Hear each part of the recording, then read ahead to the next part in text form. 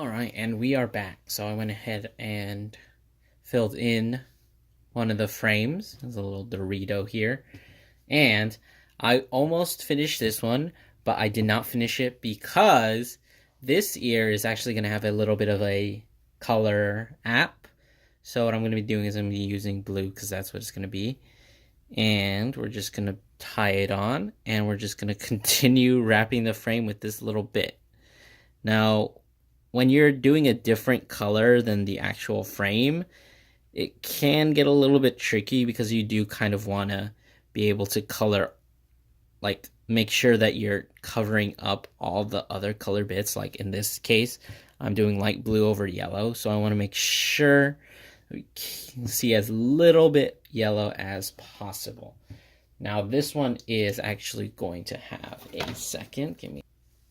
All right, like I was saying, this one is going to have also, there's going to be a tiny little spot here, so I have a little bit of a scrap.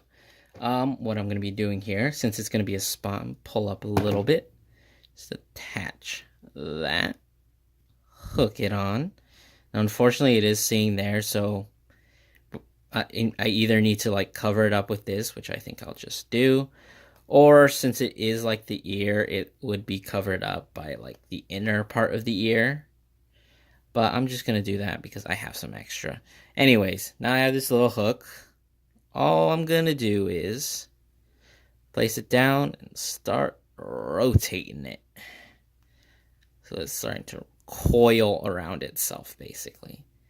And now we have a little spot. Now if I push it in, it should look like it's sitting flat. Otherwise, it's... See how it's kind of flat? Ooh, you can still see it on the bottom, but that's fine. That part won't be viewed anyway because it's just going to be sitting like that. You're not going to see that unless you pull it up. Anyways, that is our little moldy Dorito.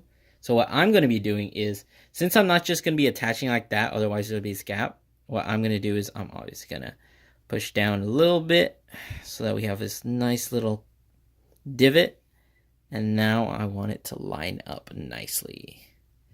And so what I'm going to do is grab another pipe cleaner. I'm just going to hook it on here. I'm actually going to tie it on here if I can. There we go. And what we're just going to do is, just like we've been doing all the times before, I'm just going to sew it on. Just nice and tight. Gets kind of sharp sometimes. Like there's this little bit of pipe cleaner, the metal is just poking out, so it's just like really pokey. And just gonna keep on sewing it on. Exactly what you do if your dog's ear is ever just like cut off, you just take some twine and you just sew it back on, just like that.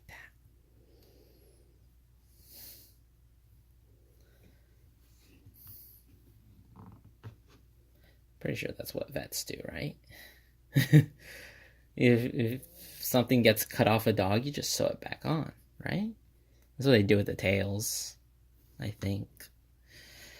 I should probably stop spreading misinformation. Anyways, as you can see, we now have our ear attached. And because it was sewed on, we're going to have a little bit of a hinge here. So we can move up and down. And we also have that nice little divot that is missing on a folded over design. So like you see, it's just literally flat. If I try to push it in, it might not really do that well. So I have a nice little divot there. That just emulates that. Oh, that's nice. Get a better angle. There we go. Oh, do you see that?